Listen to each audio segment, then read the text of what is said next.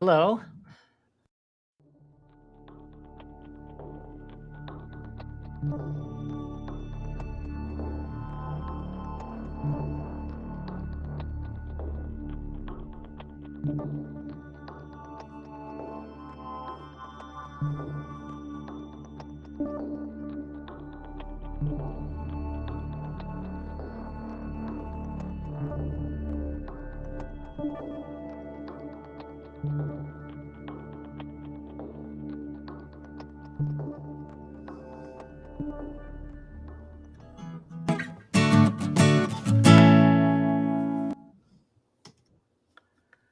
Hello, Brenda.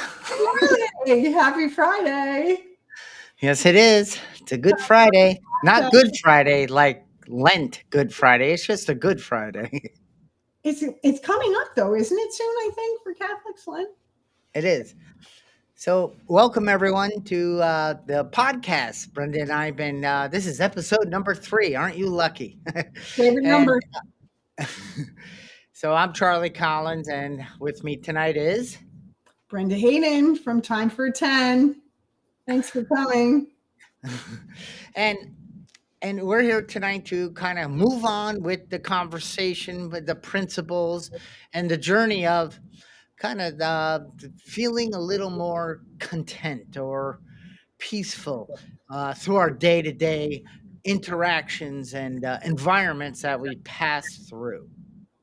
Yes. Lots of tools to share. Yes, and so I just wanted to say that that slide before that was not. No, I mean I was having fun today, and I put that slide in, and that was me on the guitar.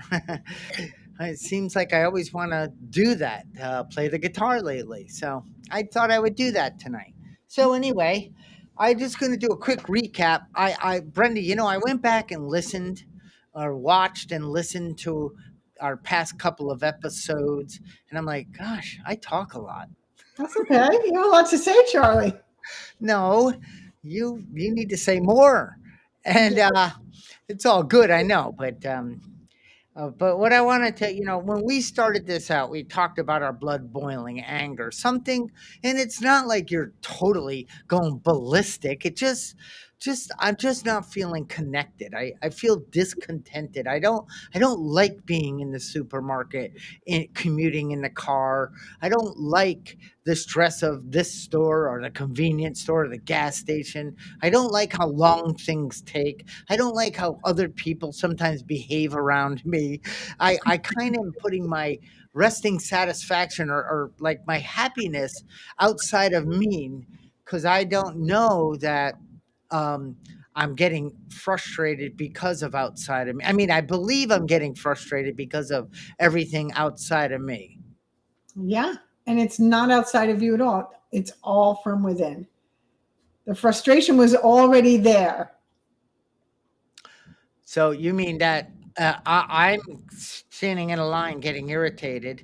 I mean, maybe I'm physically not even showing it. I could be just, rolling my eyes like, "Gee, well, yeah, I have all day," but I'm keeping it in. So what you're saying too is that it didn't ignite. Maybe that helped light the fire a little more. But I carried this throughout my day, and I just presented more in that moment. Exactly. So, what I'm saying, Charlie, when I talk about this is there's already something inside of me brewing before I even walk into the store. And it may be just the simple programming of victim mentality. So I'm anticipating going into the store and having to wait because it's sitting there in my subconscious that way, whether I realize it or not. And then when I have to wait, I'm already off and running. See, I knew this was going to happen. Now I'm going to be late. Do you see where I'm going with that? Does that happen Yeah. to you? Yeah. I do, and it's because I is it live or is it Memorex? And remember that from when I the do. youngins won't even know what we're No, talking about. I have no idea what Memorex is. But live Right. is to me is it live means am I present? Or am I running a tape? Or am I running my program and starting to blame, complain, justify, rationalize, and defend why I feel this way and how it's okay to people? Like I come home and say, "You wouldn't believe all the." Yeah. problems I had today. And instead of, now, but we're doing this work, I realize you wouldn't believe all these problems that I created today, but I'm going to try to pass them on to Brenda. It's her fault. She was late. Exactly. It's, what do you call that? You call it the Ain't It Awful Club, the Ain't It Awful Club, right? Yeah, I And know what what I'm you saying call it. is I think a lot of times we wake up that way. We wake up in the Ain't It Awful Club, and then that's what we project throughout our day. So it doesn't matter whether you're walking into a grocery store, you're walking into the office, or you're even walking back home at night. It's the Ain't It Awful Club. And then what do we like about that club? We like having members in that club because being in it alone kind of sucks. So I need to find a couple of members, and the initiation fee is just agree with my misery, and you're in. Right, right. Co-sign that it's the world against me and me against the world. And I don't mean that to be like, an all or nothing thing. It starts off with something small, and then it just kind of piles up. Do you ever notice that when you have one small thing go wrong in the morning, that then throughout the day, other things start to really bother you, like things that you normally wouldn't even pay attention to, really irritate you because you start the day off with one thing going small. So I think we're going to talk about some of that today. So I don't want to spoil We this. are. Yeah. And so then, so we did this type of exchange, and then we did some tactics, strategies, some breathing, some pausing, some disruption of the mind. Brenda and I talked about and shared that we could introduce to help us. I'm hearing an echo now, but to help us manage well, but not outside of us, manage ourselves. Right. So I'm going to pop up a few slides here, I think. Ah, There's a slide. I can see it. oh, good. So You're you're my only as good. You're only as good as your environments. okay. And what do we mean by that? So obviously, the environment of our mind, our body, our spiritual connection, our body vibration energy, the environment we walk into. It could be a store, it could be a laundromat. Those are environments, and when we align, there could be a chaotic environment and a lot going on, and some angry customers. But I could go in with my personal environment in good shape, and I don't attach to that stuff. I don't start judging it. I don't start thinking who's the one who's right and I'm going to help that person win. I mind my own business. Yeah. Yeah. You don't make any of it about you. I call it not getting in the sandbox, not engaging with the outside stuff, just not engaging with it, just going about what you're doing. Yeah, and I refer to it as getting in the ring. Yeah. Yeah. Who do I need to beat up? And of course, I'm certainly not going to do it physically, but in my mind. So Absolutely. and it's so freeing not needing to do that anymore. And again, I needed to do that. Like I didn't know there was another way. I was programmed differently. Right. The tape that was running was a bit of a victim, a bit of poor me, and I don't know why it's that way. I don't get it. It wasn't that way all the time, but boy, sometimes it just activated, like you said. It could have started out, and it could have started out in the morning. It could have started out at 2 p.m. in the afternoon, but without a tool to recognize it, aware, see what's I'm starting to feel little bit of tension in my body, and now I want to base my next decision out of that feeling. Then that's where the work comes in. It's like, wait a minute, I don't want to go down that path. Good. Yep. That's good. And you said something really important about your body, about feeling it in your body. I like to talk about our body as an antenna because that's what it is. And everything's going to hit the antenna first before you have a feeling about it or you have a thought about it. It's going to hit your body and you'll feel it in your body first. So if we start paying attention to that environment, then we have a better shot at managing the thoughts, which is our mental environment, and then our feelings, which is the emotional environment. Hmm. Body's a really important thing to pay attention to when it comes to all of this kind of awakened awareness training that we do. and Mm, practice that we live. good. Oh, I love this one. What if we don't change at all and something magical just happens? Wouldn't that be great if that's how it works? I'm just gonna wait. I'm waiting. And you know what's uncomfortable is silence. I mean, it used to be. Now I cherish it, but that was the most uncomfortable thing. And gosh, I mean, people think like, okay, tomorrow it'll get better. To the next day or later on today or but if I don't do anything, Brenda, if I don't if I'm not aware of the problem, which we have been talking about a lot, if I'm not aware, okay, I cannot take the action. Nothing changes if nothing changes. You know, it's like Amen. osmosis. Even if I keep walking into this business meeting and we all are in the Ain't It Alpha Club talking about the marketing department who's just not giving us the flyers, and and we don't do anything about it. We talk about it and we just wait for the change to come, and it doesn't. It does, but the change that comes we're either growing or dying. I know, you know. Yeah, if you're doing nothing, you're not moving. You're not moving at all. You're not moving your energy. You're not moving your thoughts. You're not changing your behavior. Nothing changes. You said it, Charlie. Nothing changes. That's a Darn it. painful way. That's a painful way to live. I've It is. experienced it. That's survival mode, and so Yeah. and living Mhm. not thriving but surviving. Ooh, not a good recipe for my makeup. Nope, me neither. How many of you would like me to share the path of least resistance? Since you read Simple it, but I not guess you. easy. I I'm sorry. I said since you read it, I guess you have that path. I do. The But path we're of obviously we're not doing that right now. But Brenda, what if we fight or we just get into something, if we resist something, what happens? You know what, Charlie? You know what just came into my awareness? It's like quicksand. You just, you know, the more you fight, the deeper you sink. You just sink and sink and sink. So what you resist persists. That's right. That's right. So if I, instead of resisting and I accept and I welcome and I move through and I change my thought and act a different way, well, then the resistance disappears and then contentment or peace of mind comes back.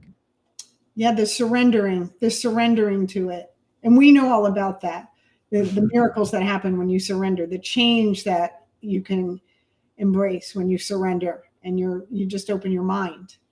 I don't know about you, but when I'm resisting something, when I'm fighting something, it's almost like a laser focus on that thing. You know what I mean? Whatever it might be. I'm laser focused on resisting it and fighting it and winning. I'm laser focused on winning.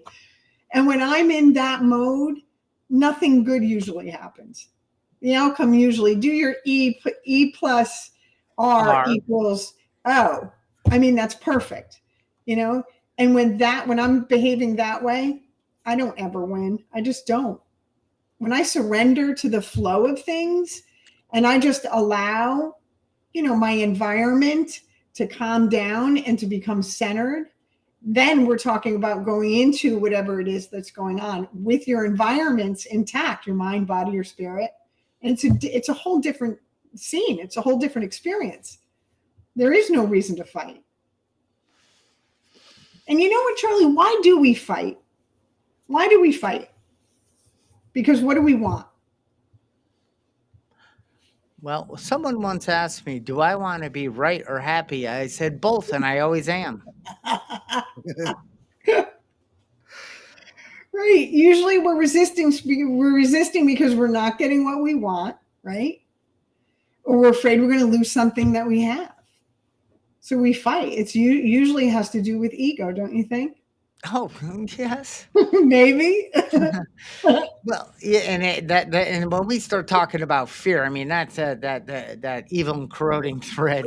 I mean that our existence, the fabric of us, that really ignites that daily program of bringing the past struggle, the past problems, and the darn coffee makers. Not, oh my God, we're low on coffee. Oh, there's more month at the end of the money. I mean, oh, and when those and then you and I do that, and you and I humans that activates the ants in us. It And does. ants are and once you let the farm, when you open the gates to the farm, and ants are automatic negative thoughts. When you and they multiply quick throughout the day. And then we get so tired, we're home and we're like, gosh, I am exhausted. I didn't even work out today. Yeah. Yeah. And we talked about the last couple of podcasts. We talked about, and I actually did a video on fear. It's out on my YouTube channel, not my YouTube channel, the Time for 10 YouTube channel. If you think about the outside environment, all the activating things that are going on, the wars, the recession, the politics, all of the things that are coming into our awareness that are really frightening, can be really frightening. And so we're in kind of an activated mode a lot of the time.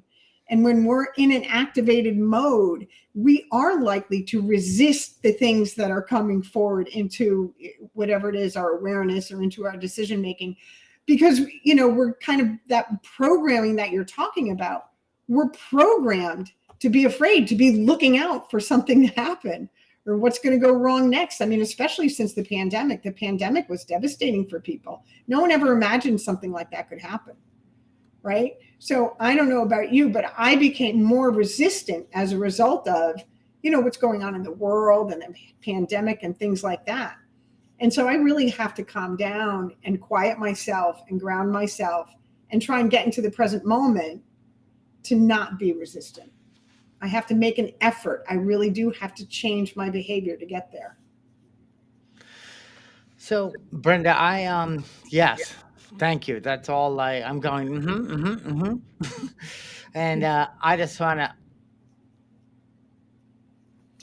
What is the most important conversation you're going to have today? I love this one. The the one one with with yourself. yourself. I Yep. was going to say the one with Brenda, because here's the deal: no human power, no perfect environment outside of us, no fast Costco gas station line, nothing out Right. there is the problem, and nothing will fix what's brewing in you. Yeah. A perfect, not a cloud on the horizon. I was talking to my sister. She's like, "There is not a cloud in the sky." I said, "No, there's not a cloud on the horizon." Yeah. And I said, "And I could still be grumpy, and not today, but." It's easier to blame it on rain. God, it's miserable out. It's raining. Yeah, well, rain is a wonderful thing. So it's what conversation do you know that you are have 50 to 70,000 thoughts a day? 80 to 90% of them are recycled. So they're the pre-programmed ones from yesterday and the day before and the day before that we just carry into that next day, and we kind of recycle. I still got to fix that drawer. The darn fridge is, I mean, you know what I mean? We kind of, so we're building up, we're releasing some ants early in the morning, and then we're wondering why when we walk into work and Susie, and of course there is no Susie, I'm just using as an example. Oh God, she has that stinky perfume on today. Now I'm going to blame her for being miserable. Wait, Charlie, you got to say that again. How many thoughts do we have a day? 50 to 70,000. How do I know that? I've Yeah. counted mine. I'm only kidding. um, No, that's something you would do. You Back would in the old certainly. days when all I did was think about nothing. So anyway, they've actually hooked up, and they can see on science. They can monitor each time the brain triggers, because it's an actual. You know what I mean? It's a dendrite spine protuberances. It's like a firing in the brain every time you have a thought.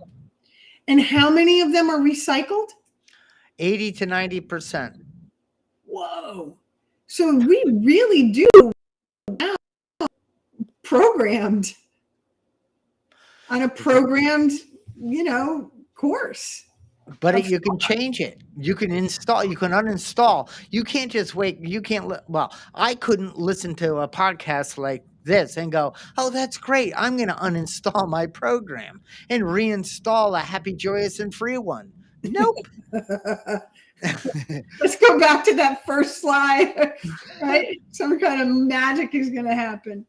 Yeah. Oh, yeah. Amazing. That's amazing. Ain't it grandma? The wind stopped blowing. Right? So it starts with awareness, right? Yeah, and you do that so well. Like you're like, this part of me is getting irritated in this line, but then there's the other part of me that says talks to that part. I understand your feel. I mean, you're not cuckoo if you do this because we all have several parts. So why not just say, hey, is it worth it getting irritated? Is that really what's bothering you? No, it's the way I left the house this morning. I was a bit grumpy and I wasn't kind when I walked out, and I didn't resolve that. And that's really what's triggering me right now. It's not this person in front of me. Or even like we talked about last week, we like to call it challenging our reactive reality. So what does that mean? It's something irritates me in the moment, and I'm immediately have a reaction because I haven't learned how to pause yet, right? And so what we're training people to do is just take a breath, right? The easiest way to pause is to take a breath or 5 breaths, and then challenge your reactive reality. So challenge the things your brain is telling you, your thoughts are telling you, and just even ask if they're true. Like, is that thought even true? Is what I just thought even true? Like when I was learning this tool, I literally walked around, and when my brain would tell me something that wasn't true, I would say out loud, that's not true. And my kids were like, Mom's losing her mind. But I did that on purpose because saying that's not true out loud really helped me to get back into the present moment. Because the stuff that goes on unnoticed, it just goes. And if you stop it in its tracks and you say that's not true, it's the next one's a little sluggish, and the one after that, thought after that, is even more sluggish. And before I know it, it's like, wow, look at where I went, and now I can observe what's going on instead of playing with it like Play-Doh and engaging with it and allowing it to turn into an action that I'm not going to like. And neither are you, by the way. So, Ralph Waldo Emerson, we become what we think about all day long. So, and what we think about, unfortunately, no, I shouldn't. I'm not gonna. I'm not gonna judge it. What most people think about, they're tuned into WIFFM. What's in it for me? So they're into it, and that's normal. What color shirt am I gonna wear? What's this glob on my forehead? And stop it. And which way am I going to drive to work? Wait, I take the same way every day. Oh, well, that must be a program. So you start to realize that I'm going to change things up. I'm going to, Brenda, I started opening all doors with my left hand because I'm right-handed. And then I put my left leg in my pants and I fell a few times. But I wanted to start firing the other side of the brain. So I want to wake up. I want to be present. So if you want to do that brush, we had a challenge at my house and we all said, okay, starting today, we're all brushing our teeth with the opposite hand. I love it. I did it.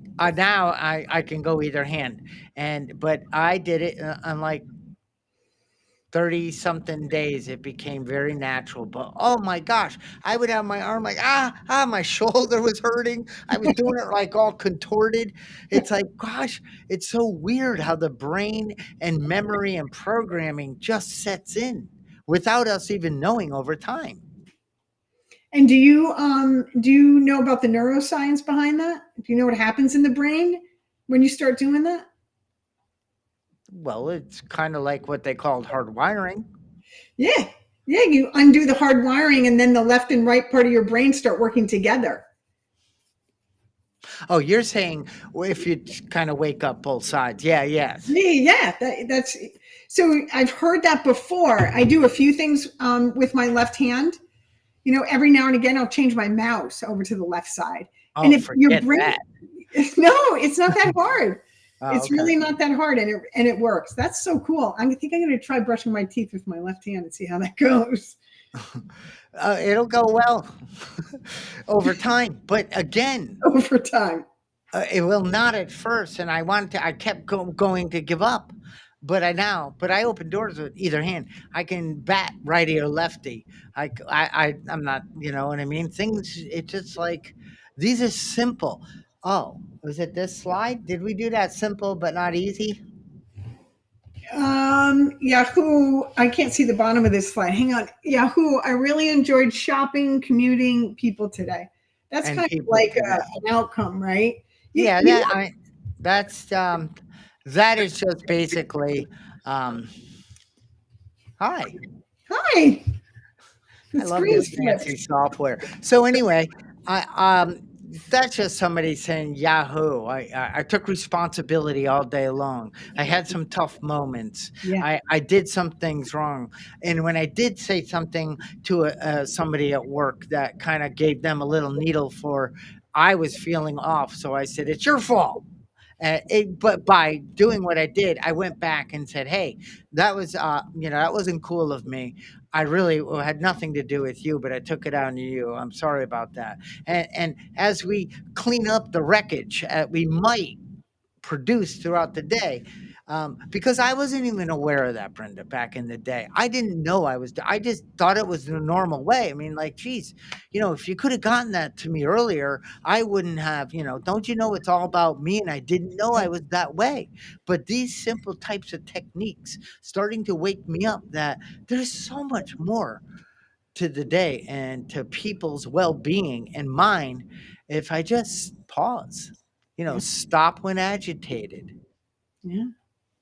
Challenge your reactive reality. Look at your feet and stay where your feet are. Be in the present moment. All that good stuff. All those good slogans that we've learned.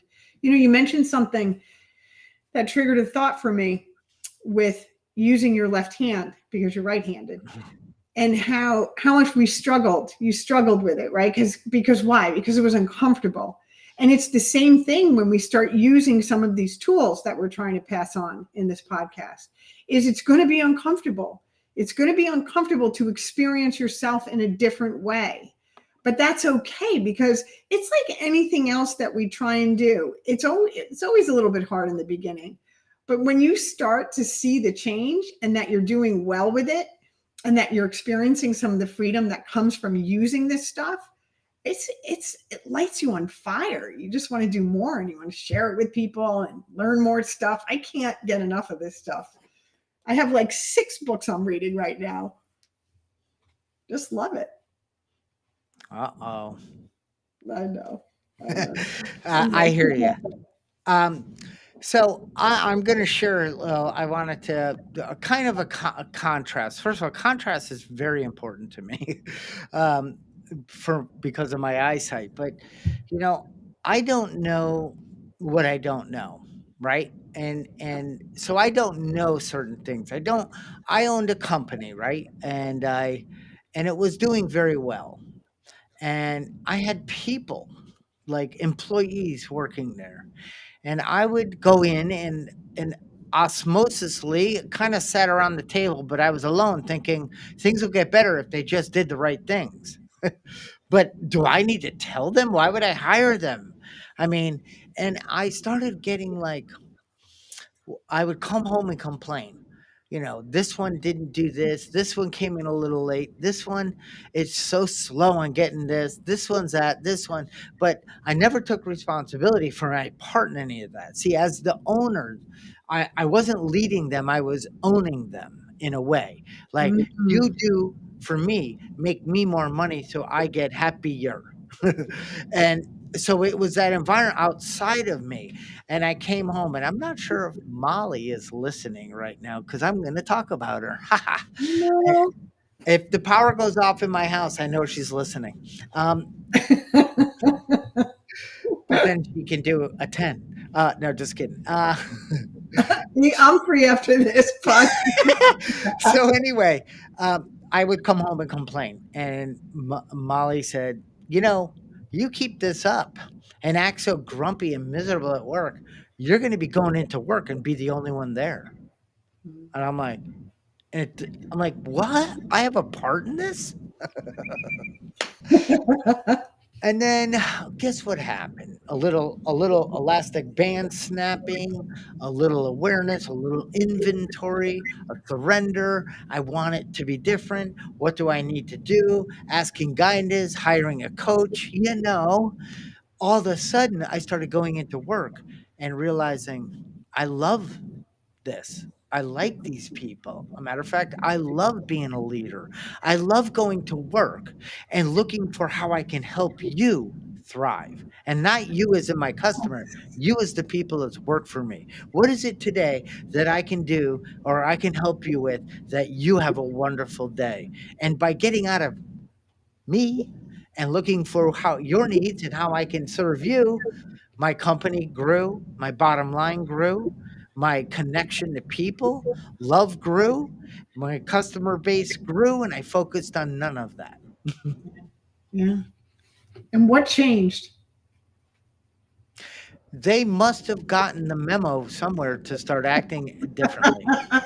They received from the universe, stop being so miserable and mean to Charlie and tell him how great he is all day long, and then things will be fine.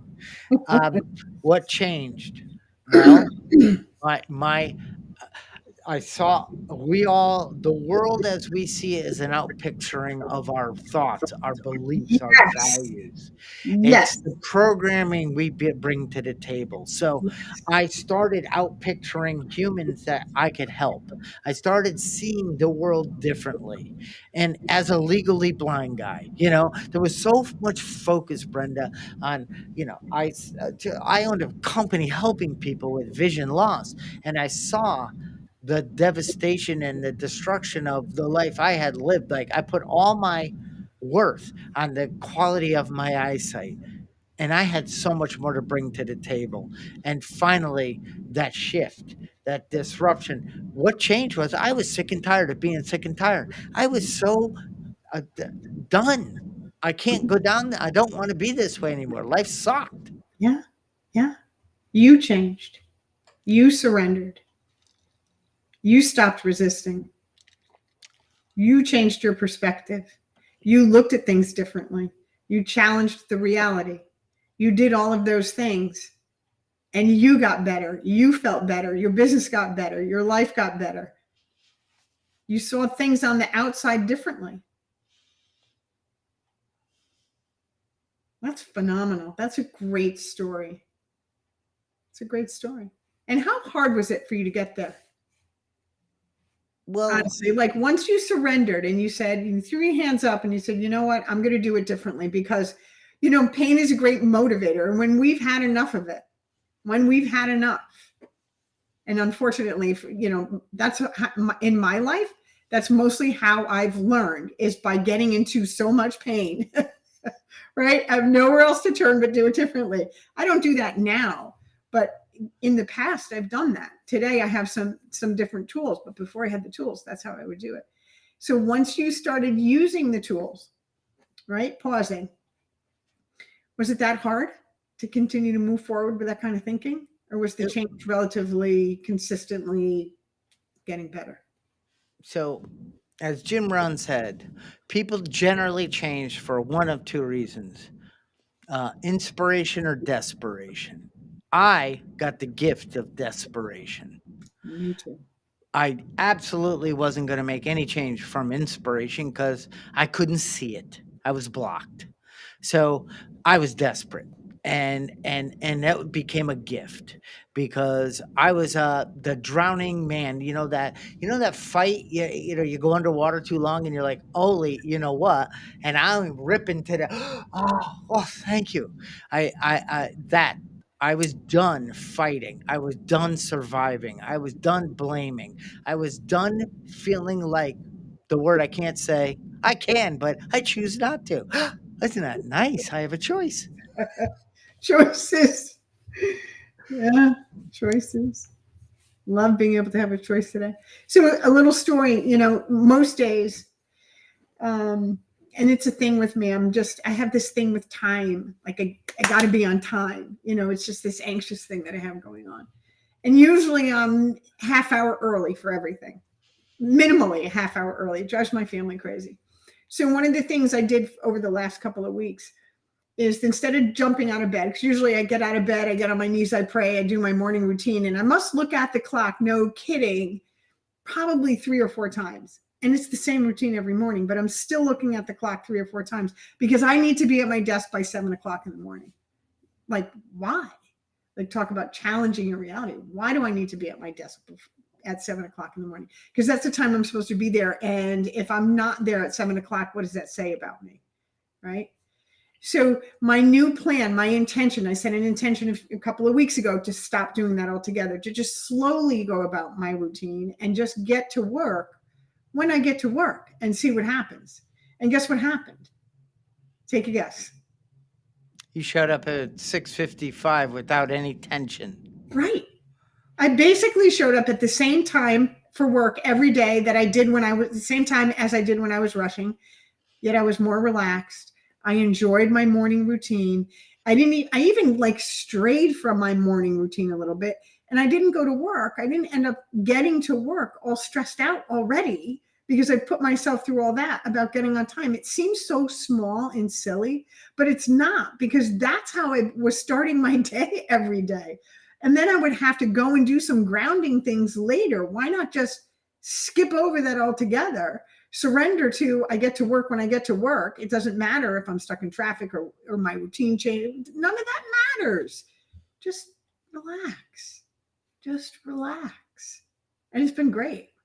It's been great. Well, okay, so you're going in early because you're in a graduate program. You're going in 2 to 3 hours before the boss requires you. So if it's a little adjustment in time, because you have more of a flexible schedule because you've made an agreement with the company you're working for that I want to work here, I want to do what I'm doing, but I'm also going to do this.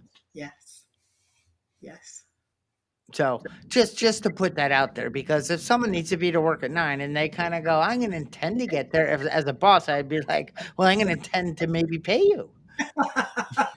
Yeah, that's not what I mean, guys. That's Uh, not what I'm talking about. I'm not suggesting you just go with the whatever flow you have that morning. I'm saying don't stress about getting to work, you know, exactly at the same time every day, like I was doing for no good reason. Because I'm right. getting there at the same time without the stress. That's the key point. I'm getting there at the same time without the stress. Yep. I'm not getting there 15 minutes late or not getting there at all. Right. So on that drive, you're not building that argument or that discussion where I'm going to set that guy straight at work because he pissed me off yesterday. I've got it all. I've programmed my response and how I'm going to show him I was right. That stuff isn't driving you anymore. Yeah, It's no. more of a centered peace of mind in the car. Yeah, it is. I love when he hits that spot. You go, yeah, yeah, I'm Spot in on. it right now. Thank you. Yeah. So anyway, we're going to talk as we move this through the next weeks ahead. We're going to bring in like morning pre-flight, nightly review, and what's really important. I mean, those are two anchors to at least get out of the gate with ahead of I can do this. I've got it. I'm going to look at is this true? And a thing when I wanted to start to get angst because of something outside of me, the thought is this person should, that person should, he should, she should. Oh, that's bad language right there. That's bad thought. So my next thought sometimes is who would I be? Who or what would I be without that thought? It's like, well, that's not even fair. You mean if I just don't think it, I won't have the energy entering my mind and body. Oh, is that true? Yes. So so I wanted to just say, Brenda, that as we've discussed, we're going to talk more about the pre-flights in the morning, how to anchor yourself to go out to the day to be of maximum service, and maybe a good review. I know my daughter, she wakes up, she does some readings, some journaling, gets some vitamin D from the sun. Of course, she's lucky. She lives in Florida, if you're listening. And anyway, and she has a morning pre-flight, a routine that helps set her up for success, not survival that day. We want to thrive, not survive. And then Yes. we want to review it at night. And what could I have done better? Do I owe, oh, geez, I was a little bit rude to that person, and maybe make an amends if I need to. So, and then we have, what about we do all the right things, but then all of a sudden, Brenda, okay, let me just tell you. Today, I'm trying to get this thing to work on Facebook. And Facebook is, I've never had a good relationship with Facebook. Okay. I don't like it.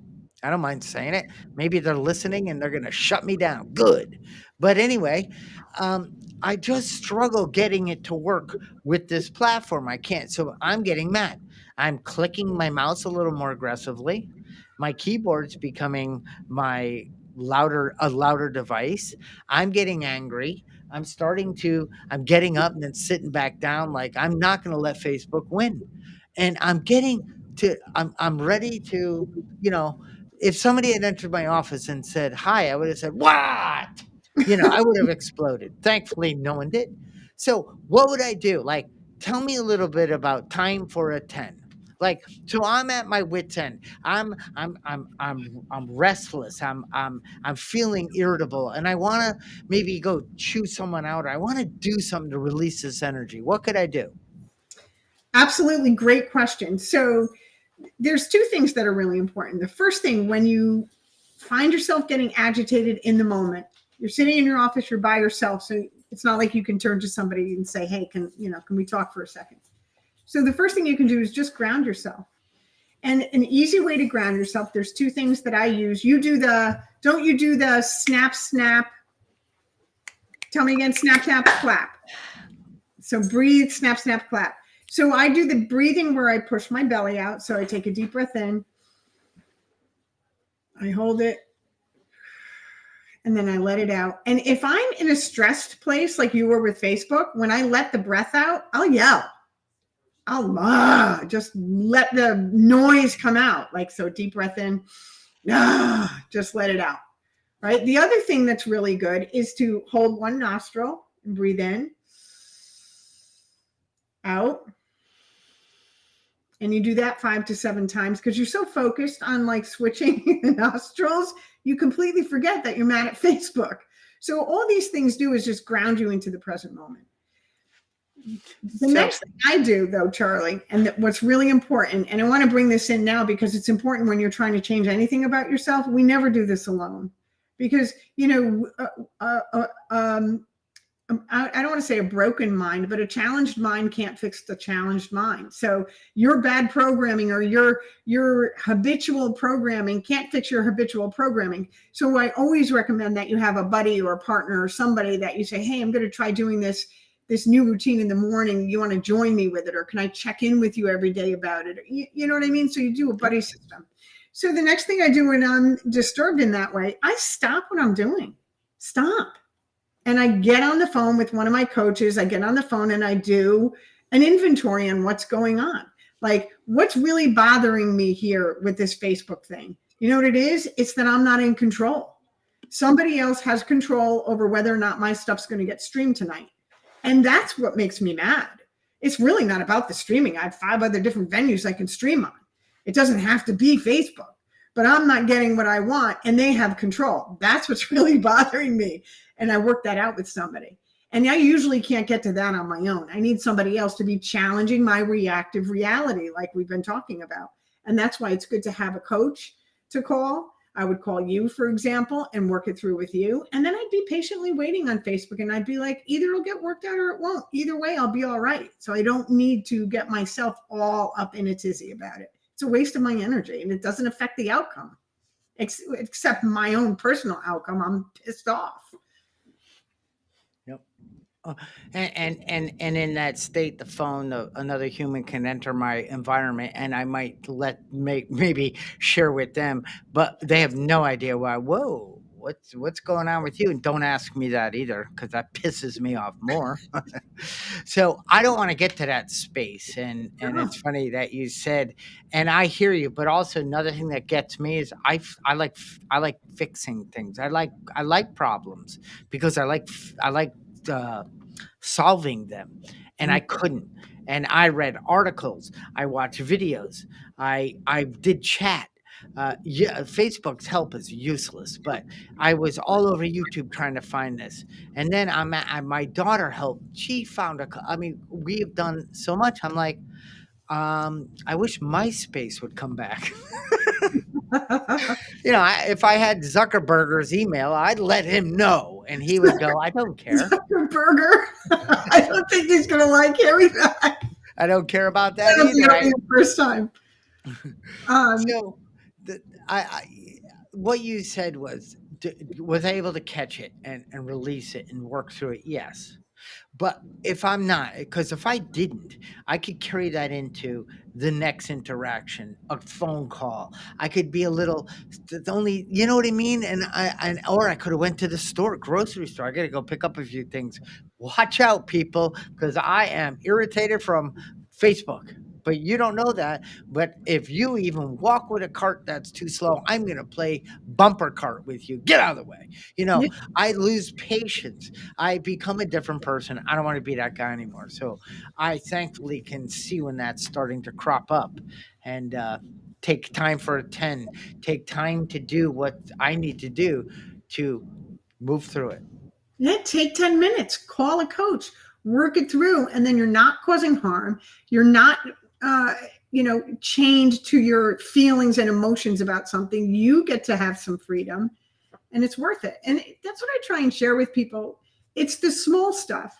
There's nothing too small to inventory because the small stuff left uninventoried. And when we say inventory, we mean work it through. You leave that not worked through, and it's going to build. It's like a snowball. It's going to roll down the hill, and it's going to get bigger and bigger and bigger. So get rid of the small stuff as it comes up, and then you're not having these big things, these big blow ups that are really just a combination of a bunch of small stuff all crammed together. Does that make sense? I think so. Yes, very much so. And so this has been I mean, it's so funny doing this. It's like, gosh, I feel better, lighter, I more do too. connected. That malady I used to live with, that disconnect from self, from body, from feeling, from thought, like, responsibility. I love that, the connection back to heart, that coherence that a body can operate from. And thank you for helping me tonight get a little more connected. Thank you for helping me. You're welcome. I'll send you the invoice. And I will pay it. oh boy, I'll have to do a 10. So anyway, this has been exciting, and we'll come back to you next Friday night, 6:45. We'll be Um, here. unless we change that, but we will do our best to let you know we're onward and upward. We're learning. But we have the material. It's these platforms that that we're working on getting better. But that's all we can do. Step into it, work through it. That's right. Good job tonight, Charlie. Thank you. Thank you too. But we're gonna end with one quick little thing. Yahoo! I Oh really yeah. enjoyed shopping, commuting, and people today. Goodbye, all. Bye. Good night. Good night.